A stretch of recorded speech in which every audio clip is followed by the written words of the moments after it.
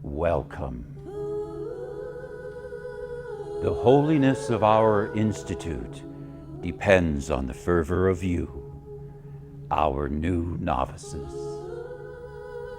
We will inspire you in all things with the Spirit and maxims of Jesus Christ. We will teach you the value of virtue and the virtue of a successful relationship between teacher and student.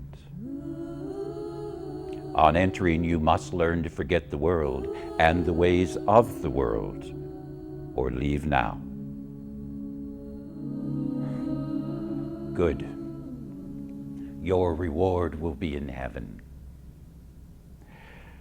Some of you have been asking how I came to this, and if my beginnings were the same as yours. No. I was born on the 30th of April, 1651. The Institute did not exist then. We lived in a little town called Rheims, about 3 days' walk northeast of Paris. I, John Baptist de Lasalle, was born and baptized a Catholic all the very same day. Rheims is small, but it is known throughout all of France. It is the birthplace of many saints and great men, but the major glory is every single French king, including Louis XIV, has been crowned here in our church, the Metropolitan Cathedral of Rheims. Although Rheims is an industrial town, it has wide promenades and beautiful public decorations throughout. Grand ornate iron gates welcome all visitors into our town, and once you pass through those gates, you are greeted with mountains of colors and textures. Merchants from the town's weaving factories parade the streets selling their wares. A great place to live. Fascinating for a young boy. My family's lived here a long time, since the 13th century. My father, Monsieur Louis de Lasalle, was a magistrate at the Presidial Court of Rheims. My mother, born Nicole Moet, was the daughter of Monsieur Jean Moet de Briey and his wife, Madame Perrette l'Espagnole, members of the royal class. But mother lost all claim to royalty when she married my father, a member of a lower class, a member of the bourgeoisie, but still considered a commoner. Mother married young, 17 years of age, and altogether had 11 children in 20 years of marriage. I'm sad to report that 4 of my siblings died in infancy, but 2 girls and 4 boys survived. Make that 5 boys. I also lived. And all 7 of us lived good, productive lives. 4 of us dedicated ourselves to the service of our Lord. 1 sister became a nun and entered the convent at Saint-Étienne-les-Dames. 1 brother joined the monks of Saint-Geneviève and eventually became prior of that monastery. And 2 of us became priests. And both of us eventually served as canons at the illustrious cathedral in Rheims. We had the good fortune to be born during what the French call le grand siècle, the great century. King Louis XIV ascended the throne in 1651, the same year I was born, and reigned for 64 years until 1715. I've already outlived him by 4 years. But I'm getting ahead of myself. My family lived here on Rue de l'Arbalete in a house called the Le Cloche Mansion. There's a rear view of the courtyard, and here's a front view. I loved it here. When I looked out my window, if I leaned far enough and just right, I could see the flying buttresses supporting the cathedral. My grandfather Moet was the local seigneur and had his own special bench in the chapel. I loved to go with him and sit and watch and listen to the services. Grandfather taught me how to follow the very complicated rubrics of the breviary. I even learned to say the whole thing by myself by the age of 5. I was fascinated with everything religious. I'd go to church, memorize the different services, and then run home to my room and play church in my room for the rest of the day. I couldn't get enough of it. My parents knew this, and church became my reward for being good. It was the celebration of Holy Mass that fascinated me most. I longed not to be a mere spectator. As soon as I was allowed, I took the required lessons and became an altar boy. My elementary education began at home with private tutors, learning to read, write, and spell from Latin texts, as well as learning the manners and the social etiquette of the day. The firstborn male child is usually directed towards the military, but I would have none of it, and it was decided my younger brother would go in my place. When I was only 11, I took my first formal steps towards the priesthood by receiving the clerical tonsure. The ceremony consisted of the ritual clipping of hair from the crown of the head in the style of the ancient monks. I also got to wear the black ecclesiastical cassock. From that moment on, everyone knew I was marked as a future priest. Soon after, my uncle, who had been a canon at the cathedral in Rheims for over 50 years, decided to retire and declared that I should inherit his post. At the grand age of 15, I was a member of the church senate and one of the principal advisors of the bishop. Now, normally this job is full-time with lots of responsibilities, but exceptions were made for young boys still in school. I started my studies for the priesthood at the local school in Rheims and then transferred to the seminary at Saint-Sulpice in Paris and studied theology at the Sorbonne. But after only a year and a half, I had to return home as both my parents passed away. They died within months of each other. Being the eldest, I was now the head of the family. I longed to return to the seminary in Paris, but my new responsibilities kept me at home. However, I managed to receive my degrees from the School of Theology in Rheims in early spring, 1678. On Holy Saturday of the same year, at the age of 27, I was ordained a priest. The next day, Easter Sunday, I celebrated my first Mass before a small gathering of relatives and friends in the small side chapel where I used to sit as a boy. And from that moment on, the celebration of Holy Mass became the focal point of all my devotion, and I resolved to celebrate it every day for the rest of my life.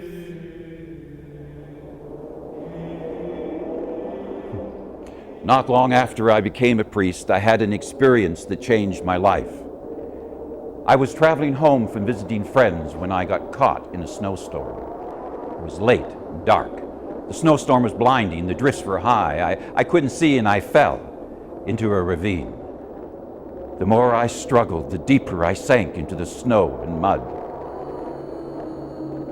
I was close to unconsciousness. I knew if I stayed there much longer, I'd soon be covered under a blanket of snow, and the sunrise would find me dead.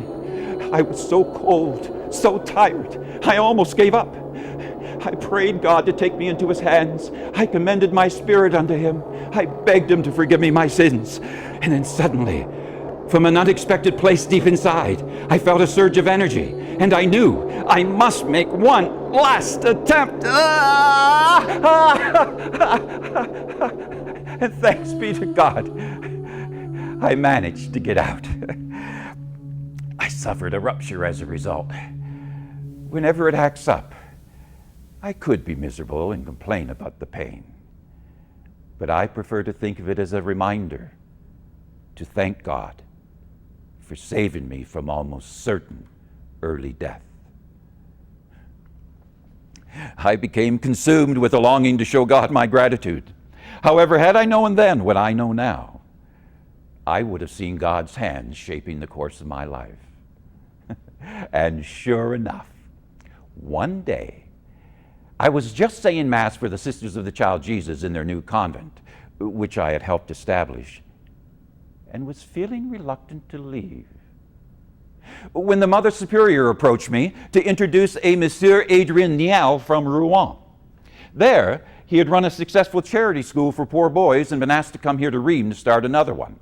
Well, modeled on his schools, the Sisters of the Child Jesus had done so much for the education of our poor girls. Why couldn't the same thing be done for our poor boys? How many times did I walk past them in the streets muttering what a nuisance they were? I never saw the child crying for help. The child orphaned by his parents who were working long, hard 12-hour days in the fields and factories. The child left on his own to survive as best he could. I saw only dirty little beggars roaming the city, fighting, gambling, stealing, and robbing, and generally terrorizing the streets.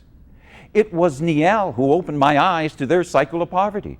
Well, most of these boys would never attend school their entire lives. Those lucky few whose parents could afford to send them only went for a couple of years. By the age of eight, they were reclaimed to work the fields and factories to help the family survive. Without learning to read or write, they could never break this cycle to better themselves, to improve their family life, or contribute to the good of society. It was Niel who was opening my eyes, showing me how we could lead them from darkness to light. Whereas I was calm and tried to do nothing without great reflection, Niel was energetic, enterprising, and a great enthusiast. Some say his act of zeal was just what was needed. One was for the other, the stimulus needed to bring God's work into being. Monsieur Niel, although your intentions are good, it is not a good idea to go directly to the city council to try to garner support for your project at this time. There are already too many charities clamoring for our city's resources, and it'll be no easy matter to win the approval of the Archbishop. No doubt the poor of our city need your new foundation, but the interests of God and the poor must often take second place to politics. I decided to call in a local group of priests and pastors to form a small council to help us and give advice. Something has to be done. They are running wild through the streets and alleys of the worst neighborhoods. You know the city officials will veto such a proposal. And so will the masters of the little schools if they have anything to say in the matter. And the writing masters? It will never get off the ground. Once they find out, they will present too much opposition. You are all right. So the only way to get this school off the ground is to safeguard it from all opposition.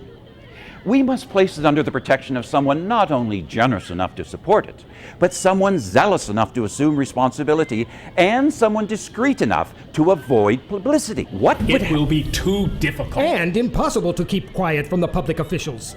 Father, what were you going to say? What would happen if we started a school to teach the catechism, as well as learning to read or write? We could then place it under the protection of a pastor. Interesting idea. Yes, that might work. A pastor does have the right to provide for religious instruction of his parishioners. Yes, and his position as pastor authorizes him to appoint teachers to instruct them in Christian doctrine. No one will venture to interfere with him or with a Christian school. But who should be this person? After much discussion and searching, we found this person in Father Nicholas Dornier, the pastor of Saint Maurice. And in April 1679, we opened the first free Catholic school for the education of poor boys of the city of Rheims. It was located in Father Dornier's parish in a small building off the side entrance of his church. Monsieur Niel hired 2 schoolmasters, and Father Dornier, as promised, housed both of them in his parish, along with Monsieur Niel and a young assistant. Everything had turned out better than I had anticipated. There remained nothing more for me to do but to thank God, resume my studies, and full-time duties as priest and canon. I would give advice if needed, but from now on, the upkeep and the running of the schools was Monsieur Adrien Niau's responsibility. Come in. Come in. Father Lasalle, everything has come together beautifully. I'm pleased to report that our school is already full. That's wonderful, Adrian. Congratulations. Thank you, Father. Father, I would like to start another school in Saint-Jacques. Monsieur Niel, that's not a good idea. You must proceed slowly and cautiously. You will upset the city officials. Father, a wealthy widow is interested in endowing the school. I've already seen her, and when I told her you were my promoter and protector, I immediately won her confidence. Promoter and protector? This school opened in September of the same year. Now there were 2 schools, one on each side of the town. Come in. Father Lasalle, I'm delighted to report that we've opened another school in the parish of Saint-Symphorien. I had to hire 2 more teachers, and our place in Saint-Maurice is simply not adequate to provide for our growing numbers. Something has to be done soon. Now there were 3. This school was also an instant success.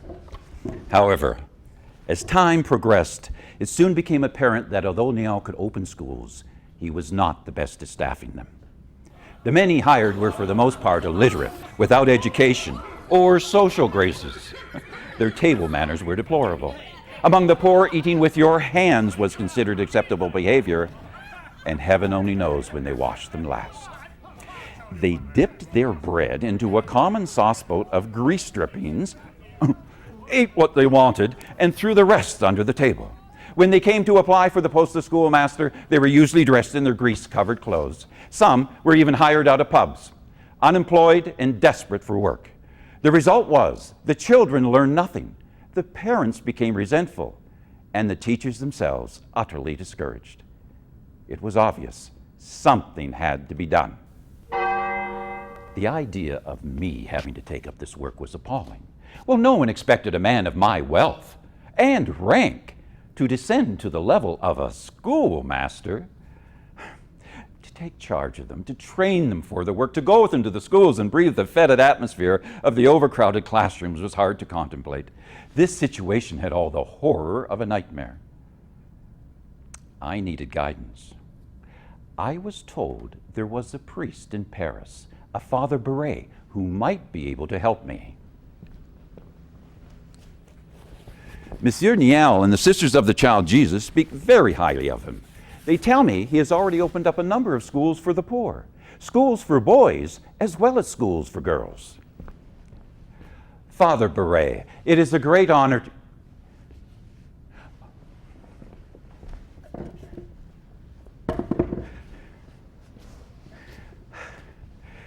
It is a great honor to meet you. They say you also possess a gift of discernment for the spiritual direction of souls. Of all men, Father Beret, I believe you are the one best qualified to give me direction and advice regarding the will of God in these matters. Take the schoolmasters into your house and live with them. Into my home? I have 3 younger brothers still living with me. To make them live a common life with these men is simply unreasonable. You ask for my advice. I have given it to you. Take the schoolmasters into your house and live with them. In our house? This is unacceptable. Dear God, Jean, what will our neighbors think? What is this attraction you have to poverty, Jean? If you wish to do penance, must you do it in a condition of sordid and wretched poverty? You will acknowledge your mistake as soon as you commit it. But by then it might be too late to remedy it. Please listen to what we and everyone is saying. Haven't we always loved you? Why are you doing this to us? What will our neighbors think? What will God think? The voices of my family were echoing the murmurings of my very soul. I knew I must silence them if I were to hear God speaking to me through the words of Father Beret. My sister Marie and her new husband persuaded 2 of my younger brothers to move out. When my last brother left for university, they filed a lawsuit against me, and I lost our family home. Christ said we must forsake home and family if we are to follow him. I resolved to do so, come what may. I decided to rent another house here in Rheims, on Rue Neuf, and invite the schoolmasters, my new brothers, to come and live with me there. For better or worse, our future was now in the hands of God.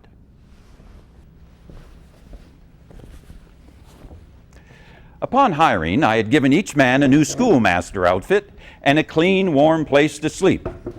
I also insisted that every evening we gather around the dinner table for conversation and instruction. Who takes care of us if the schools fail? God in his providence will take care of us. Open your eyes and see the birds that fly through the air. Not a single one of them lacks what is needed.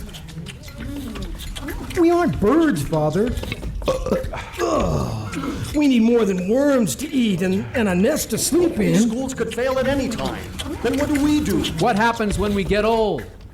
If his generous and kindly concern extends even to the smallest of animals, how do you believe that he, to whom you consecrate your labor, will abandon you in old age and leave you in misery in a life spent in his service? Easy to trust in God when you have a rich canonry. And a big fat inheritance. We have nothing. We have nothing. We have nothing. Nothing. Nothing. It is true. I do have everything, and they have nothing. I must live as they live if I wish my words to prove effective. An endowment for the schools. I could set up a trust and donate all my wealth to the schools, leaving me as poor as they are. This will allow me to give them lessons about the blessings of poverty. And I could still remain a priest and canon, as well as superior of this new community. Renounce your canonry. Divine providence must be the only foundation on which the Christian schools are established. The schools themselves will remain stable, so long as they have nothing else on which to rely. Renounce my canonry? It's just a passing fancy. I know what he's thinking. Founding an order could make him a saint. He carries everything to the extreme. All this penance. Have you committed some secret crime? You are dishonoring your family and friends. Ooh, a blot on your pious reputation. I'd kill for what he's throwing away. Hey, Lasalle, give me some! John, dear John, listen to me. I am your sister. I know you. The income from your canonship and your inheritance have provided you with all the amenities and will for the rest of your life. Should you find yourself destitute, you will not dare to turn to your former friends nor to any of your relatives. They will enjoy seeing you drink deeply of the bitter chalice of misery which they were unable to prevent you from seeking. Please don't do this. Stop now and come home with me, if not for your sake, for my sake, and for the sake of our family. For God's sake, I will go see the Archbishop and tell him of my decision. I have reviewed your letter of resignation from the Canon Chapter of the Metropolitan Cathedral of Rheims. I want you to know that I do not agree with Father Beret on this matter. Quite frankly, I cannot afford to lose you. What can I do to convince you to stay? You are dangerously stubborn. All right, then resign. But I refuse you my blessing.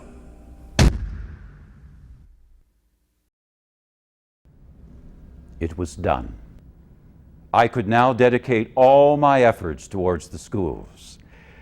However, unlike the schoolmasters, my dependence wasn't truly complete. I still retained my inheritance and continued to puzzle over how to fully submit to the will of God. The hand of God provided the answer. In 1684, a severe drought ensued throughout all of France. Many farmers went broke as their crops lay in ruin. A famine developed and spread across the kingdom. Bread, the staple amongst the poor, became very expensive, and soon only the rich were able to afford it. Thousands of peasants were dying, many in the streets, too weak to even lift their arms to beg. There was no relief in sight. I decided to use my wealth to supply bread to any and all that asked. The famine lasted an entire year. By the end, I was truly as poor as the peasants I had fed.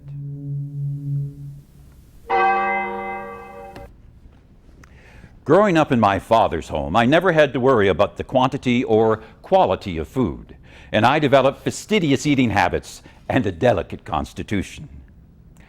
A typical meal in a peasant's home included the worst cut of moldy salted meat, usually made into a stew or hash with rotting vegetables, tough coarse black bread, and flavored water called jug wine. Although not used to this coarse type of dining, I forbade my school teachers to serve me any food that differed from theirs. To witness my convulsions was as much a trial for them as it was for me. After the first few meals, they tried to get me to rescind this order. I took their sensitivity as a challenge. I prayed God for renewed strength. I eventually was able to eat with pleasure that which had previously nauseated me. This triumph over the flesh lasted me my entire life. The success of my struggle was not lost on the schoolmasters. It inspired some to wish to follow my example. A few wanted to help make decisions, and interest arose in forming ourselves into a religious institute. I found myself obliged to cut short my own beloved prayers and mortifications in order to address this excitement.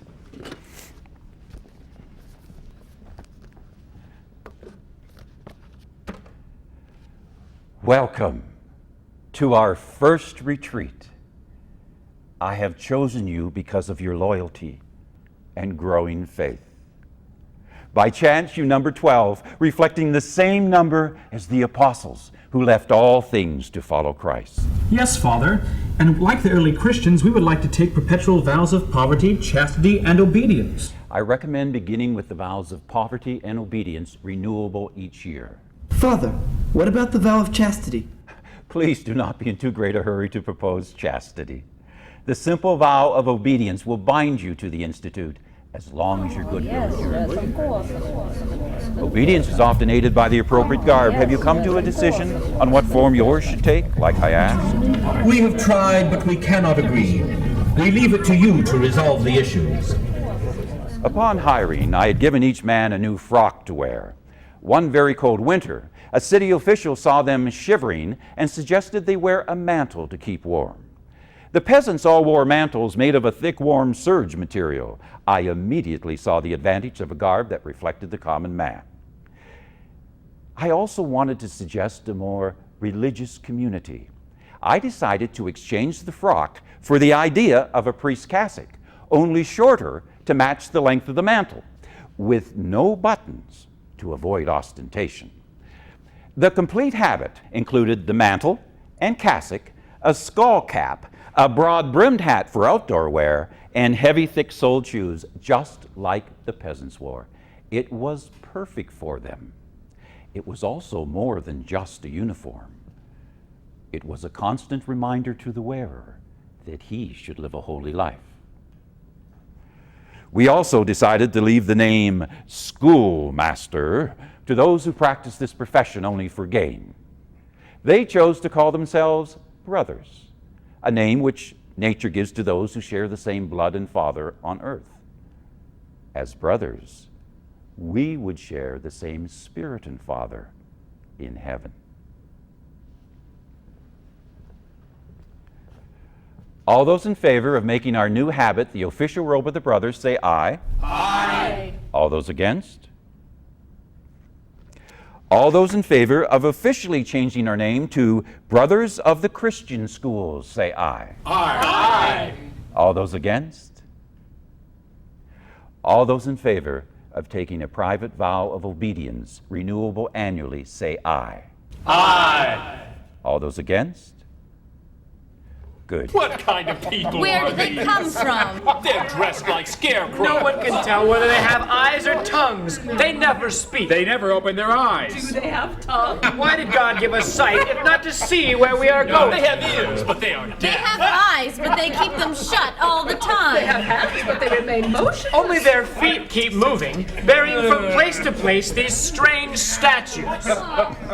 Although our new habit wasn't well received by some at first, the effect on others was instantaneous. Nearby towns and communities started contacting us, asking for our help to run their schools and supply them with teachers.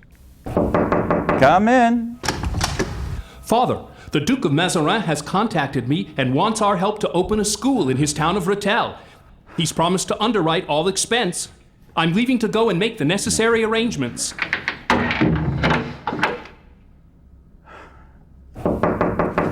Come in. Father, I've been contacted by officials from Guise and Léon. They want us to help open and run their schools for the poor. I'll return as soon as I can.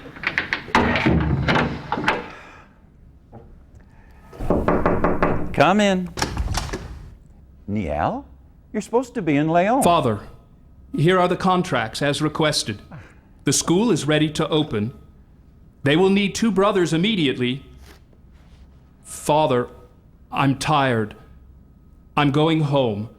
I want to return to the General Hospice in Rouen, where I started out.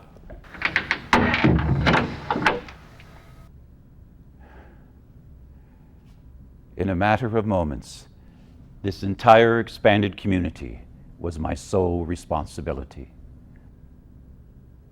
Alone again. I decided to call in the 12 principal brothers to readdress the future direction of our society. It is now time to elect one of you as superior. I, as a priest, should no longer hold this position over a brother. But Father, we are here because of you. We want no one but you to guide us. The sooner you learn to govern yourselves, the better. For inevitably it will come to that. I will not live forever. No!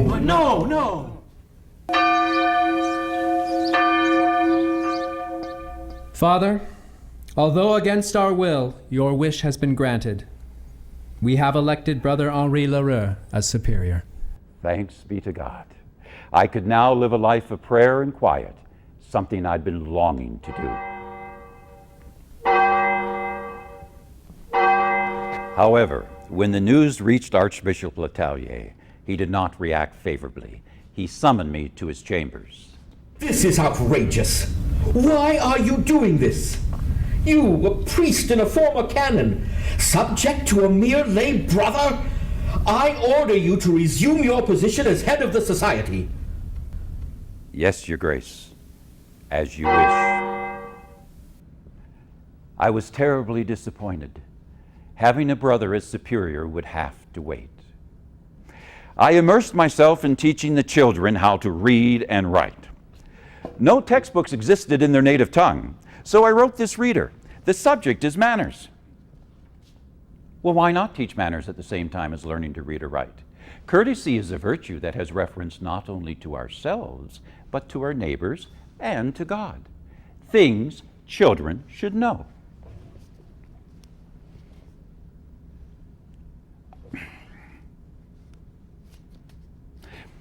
Modesty and refinement require that you not let your ears become full of dirt. So from time to time, you should clean them not with your fingers, but with a specially designed instrument called an ear swab.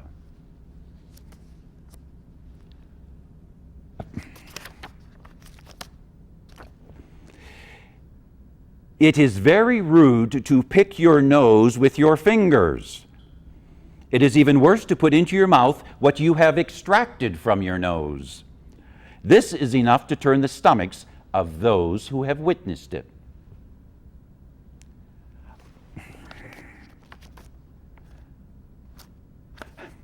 When in company, it is most uncouth to let gas escape your body, whether from the upper or lower part, even if this is done without noise. And it is shameful and disgusting to do so in such a way that you can be heard by others. Things everyone should know.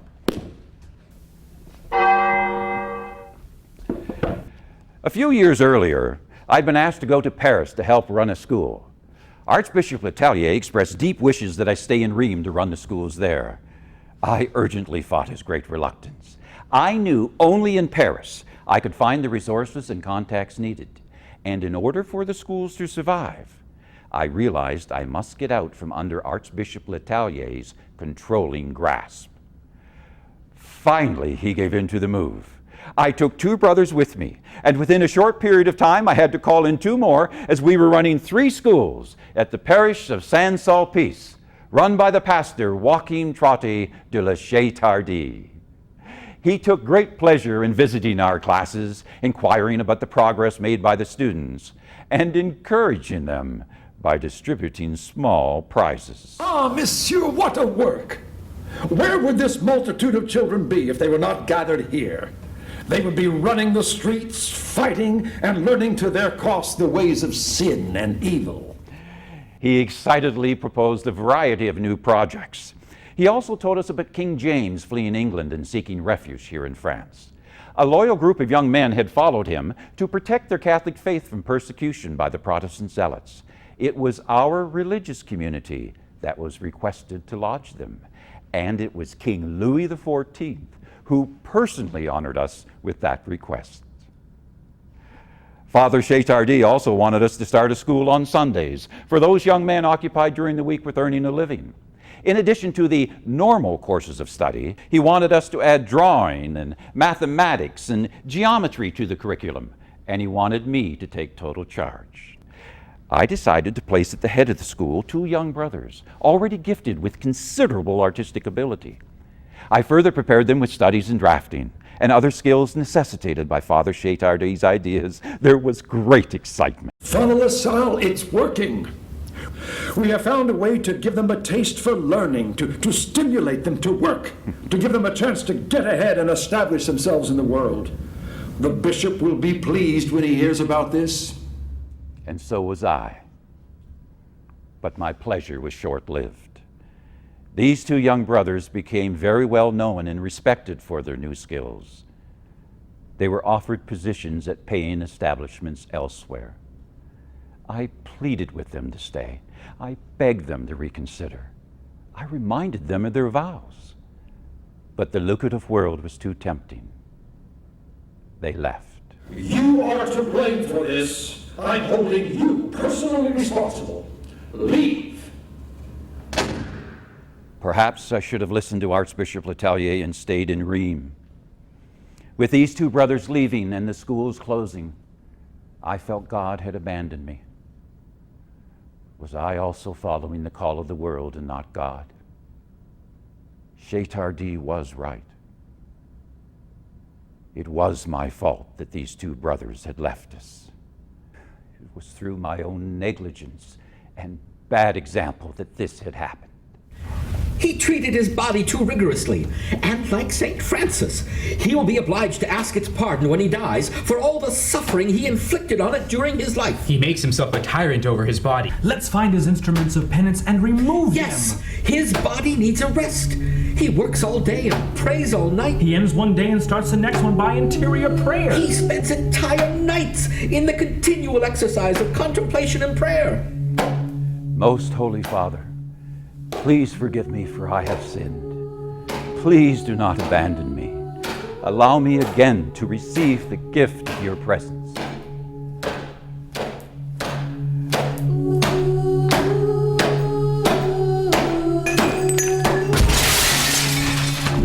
Seize everything! Anything we can't use, break! Everything into the cart outside! Take this table and the benches. This is what happens when you steal our students. Aren't you going to take me along too?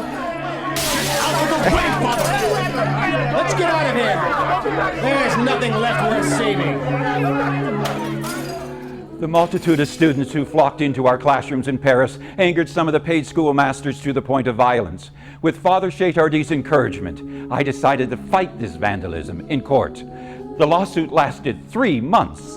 Your Honor, they are stealing our students. Your Honor, I'm ready to close all our schools if the schoolmasters can prove that our schools are not gratuitous. Well, monsieur, do you have any proof that the brothers, like yourselves, sell the services you render to the young? Well, no, Your Honor, but I'm sure if given time, we can find... Case closed. I was shaken by this courtroom experience. renewing my concern over the fragility of the Institute. If something happened to me, would it survive? I found two brothers willing and capable of maintaining it. Brothers Nicholas Fouriard, Gabriel Drolan, and I took a secret vow of association in November 1691. I'm pleased to report that all brothers took the same vow within 3 years. In this vow, we promised God that as long as one of us still lived, we would never give up this work, even if obliged to beg for alms and live on bread alone. My presence was required at our schools outside of Paris. While I was gone, things did not fare well within the Institute. I had searched again and found two other brothers and placed them in leadership positions. One is supervisor of the novitiate, the other is acting director of the schools of Paris. Both brothers possess solid virtue, but I'm sad to report, lack prudence and judgment. They were too harsh with their students, and even more so with themselves. When I returned, I was immediately summoned to the Cardinal's chambers. Your Eminence. We have signed statements telling us of the gross ill treatment of students and the penances inflicted on them. The complaints signed by the three novices have been substantiated. I myself have seen the welts left by the bloody disciplining they received. Monsieur, you are no longer the superior of the brothers of the Christian schools. We made a vow to obey you, not someone else. The very authority which wishes to impose a stranger on us, to govern us in your place, does away with our vow. We have the right to refuse to obey anyone other than the one we promised to obey. If they force a new superior on us, he had better bring with him his own subjects. He will find this place empty. The Cardinal ceded to the outcry. I continued as superior of the brothers. But something was working in the shadows, sowing seeds of discontent. Everything is falling into place. And to prepare the way for a change of government, I want you to destroy the union between them and their superior. I was summoned before the church superiors for a review. The penance the brothers practice should be tailored to fit their vocation so as not to shorten their lives and diminish their reward. Temper their austerity so that these may serve to mortify their bodies, not destroy them. Change your practices, or the church will shut down and dissolve your institute. It is a wonder that more of you have not died. I will collect all the disciplines and limit the practice of all types of mortification in use in our community. Why are you doing this? The body is made spiritual through discipline and privation. It becomes light and lets the soul soar freely. The more we do for God, the more we receive from God. God has made me understand that you should not continue the disciplines. It has been brought to my attention that some of you, through your extreme practices, are destroying your bodies and thereby affecting your teaching. You must remain strong and clear-headed if we are to accomplish our mission, the salvation of souls through education.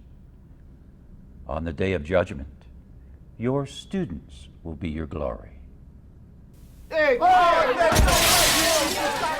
The Paris schoolmasters, having lost their day in court, attacked again with renewed vengeance. All things replaced were repeatedly vandalized.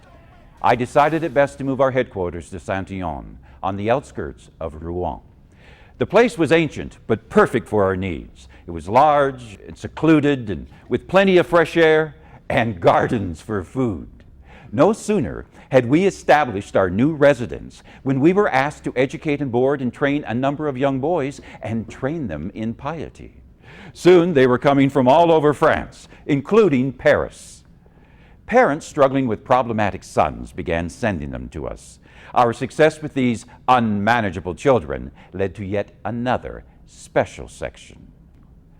Confirmed criminals were consigned to us, some by the approval of their parents, some by court orders, some by decrees of Parliament, and some by letters de petit cachet, sealed orders signed by the king for the arrest of wayward people of consequence, often nobles or clergy that had to be removed from public view for a time. Our reputation was growing. Our schools were being established throughout the country. Back in Paris, things took a turn for the worst. They had already driven me out. Now they wanted to expel the remaining brothers, wiping out our very name. I decided to make a stand, realizing if I did nothing, they would plague us forever. Brothers of Paris, close your schools. Why are the doors locked? I heard that they are permanently closed. What will happen to our children? Who will teach them? Let's see if Monsieur le Chastity can help bring them back. Yes, Father Chastity, it is impossible for us to give our children the instruction they need if the schools are closed. We can't afford to send them to classes of teachers who have to be brothers are wonderful teachers. They make our children well behaved and Our pious. children are starting to become unmanageable. Father Lasalle, please, reopen the schools. I assure you that the brothers will no longer be disturbed. I promise you that I myself will see to it. I will personally call a meeting with the writing masters and have a document drawn up in their presence and certified by 2 notaries. It worked. Brothers of Paris, open your schools. We were able to move our headquarters back to Paris. Soon after our arrival, a young man came to visit us, liked what he saw, and insisted on seeing me immediately. Father Lasalle, I believe you can help me. I would like to start a school to educate young boys and teach them a trade. I am pleased with your interest and enthusiasm, Monsieur Clement.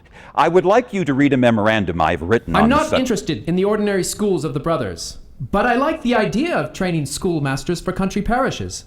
I would also like to establish 20 scholarships for training schoolmasters for smaller villages. Day after day, the young man came back, showing fresh enthusiasm for the execution of his proposed project. I will be of age in 2 years. At that time, I'm due to come into considerable wealth. Why wait? Loan me the money now. I promise to repay you. Young people tend to live in the future and consider as already settled whatever they desire. This young man's perseverance lasted close to a year, begging me again and again to join forces with him. Then, one day, without warning, he suddenly burst into my chambers. Father, I found a house at Saint Denis near your school. I want to purchase it for my training college for country schoolmasters. You must get permission from the cardinal in order to proceed.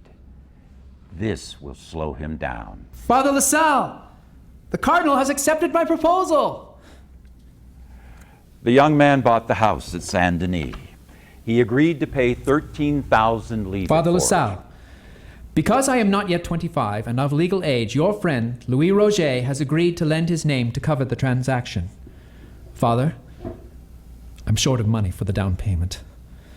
Monsieur Roger told me about the donation you have just received for the establishment of a training college for teachers. I urge you to give Monsieur Roger 4,000 livres to help me make the down payment. I will repay you soon. Although hesitant, I finally gave in and agreed to the loan. Clement had never told his father anything about this. When he found out, he accused me of having taken unfair advantage of a minor. Using his prestige as a member of the nobility of the robe, he managed to get this matter into criminal court. I asked my good friend, Monsieur Rogier, the same as who had co-signed the loan, to represent me in these proceedings. My trust was misplaced. I had given him all my original documents of proof, which were then allegedly lost. I was facing jail and caught in a quagmire of fabricated shame from which there was no escape. I had no choice. I had to leave at once. I left Brother Barthélemy in charge. In confusion and despair, I left Paris to seek solace at our country communities. I soon found that Paris was not the worst of it. Despite all my efforts wherever I went, there was a force working against me. When I finally got to Avignon, there was a packet of letters waiting for me from Brother Barthélemy. They were addressed to priest and not father, and to the Diocese of Rheims, not Diocese of Paris. Included in the package were 2 summons from the courts of Paris for my arrest. I falsely concluded my brothers in Paris had joined my enemies. I announced I would like to make visitations to all the establishments we had in this area. Father, it is too dangerous to venture so far out because of the Camisards. They satisfy their hatred of Catholics by shedding the blood of the Lord's ministers. I will make the visitations. I must discern our brothers' fervor, dependence, and loyalty. I found that most were not living according to the rule. Some were not living in poverty, they were living comfortable lives. Some were being entertained nightly by local dignitaries. Some were only obeying the rules they found convenient. And some were not even wearing their habits. What had I done to cause this departure from the spiritual path? I knew I must summon my resources, and with God's guidance, call them back to the meaning of their vocation.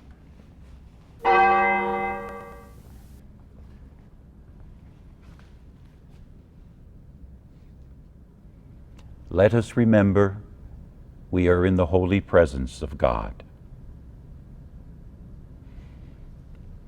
When Jesus was in a boat, there arose on the sea so great a storm that the vessel was covered with waves.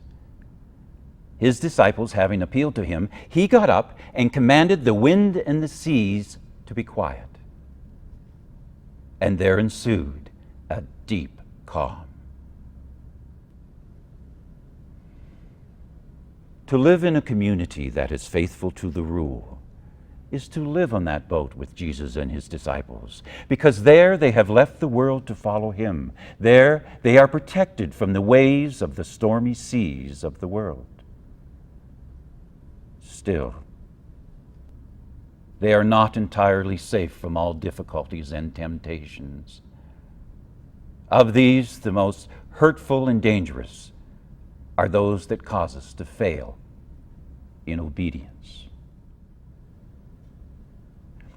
Do you believe perhaps that you are responsible for your students only during the time of school? That your vigilance is not required to their behavior outside of school?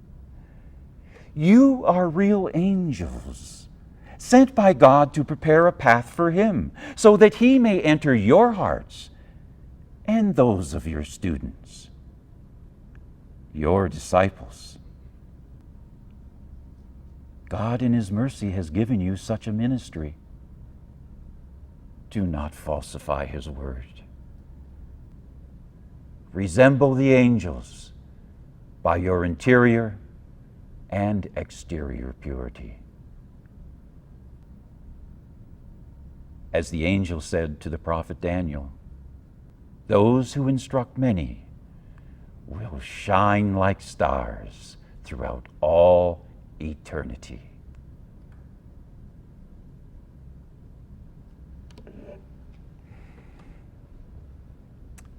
Despite everything, they did not listen. I decided my presence was the source of all this opposition. I decided to go to Rome.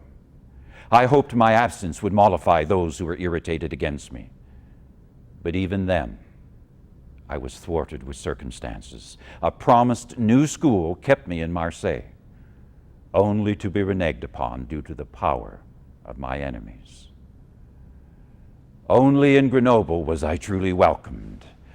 But there, in the warmth of their reception, I began to ail. Considering I had never listened to any aches and pains before, the brothers knew it was serious. I had to be put to bed. I was cured once before from the same illness in Paris. It was brought on by a bout of rheumatism coupled with water retention. It brought me to death's door. Against my brother's wishes, I now called for a repeat of that procedure.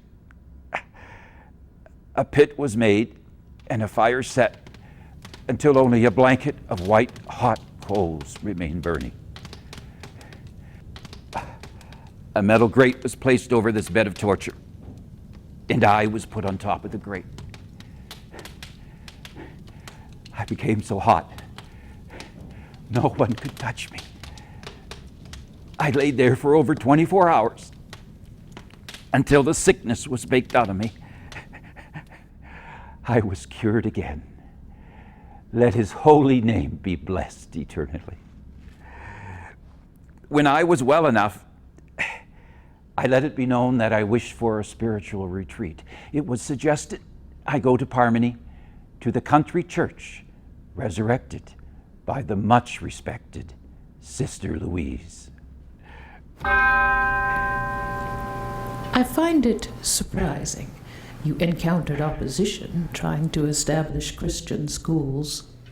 How can such a worthy enterprise, so useful and so necessary, have met with such opposition in the midst of a Christian country?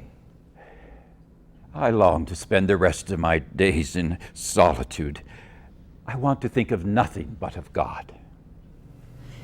Such is not God's will.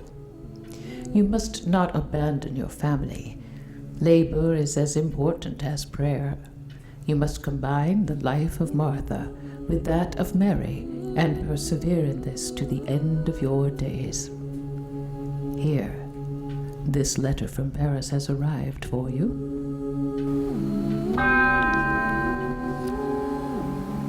Monsieur, our very dear father, we, the principal brothers of the Christian schools, having in view the greater glory of God, the greater good of the Church and of our society, recognize that it is of the utmost importance that you should again take up the care and general government of the holy work of God. This is why, Monsieur, we very humbly beseech you and command you in the name and on the behalf of the body of this society to which you have promised obedience, to take up permanently the responsibility for the government of our society, in testimony on which we have signed, done at Paris this first day of April 1714. We are, with most profound respect, Monsieur, our dear Father, your humble and obedient inferiors.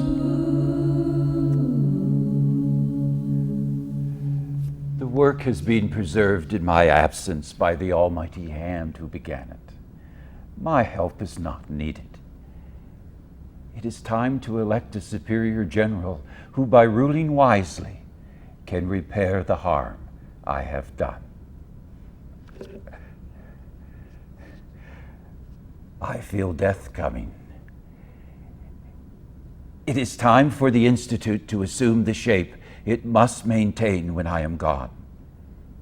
And it is important you do so while I'm still alive.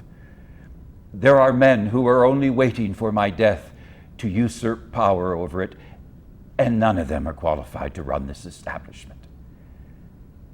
Call an assembly of all brother directors. Choose within your ranks a worthy superior. Consider Brother Barthélemy. He has already assumed most of the administrative detail.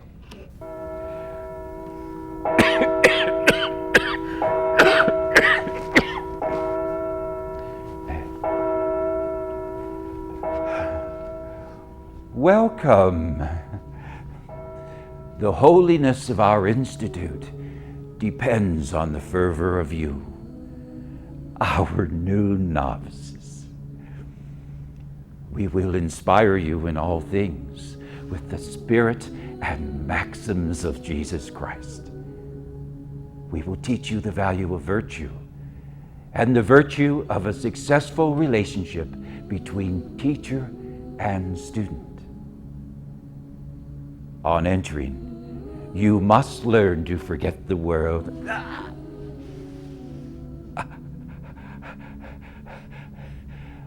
Adore in all things the guidance of God in your regard. Your reward will be in heaven.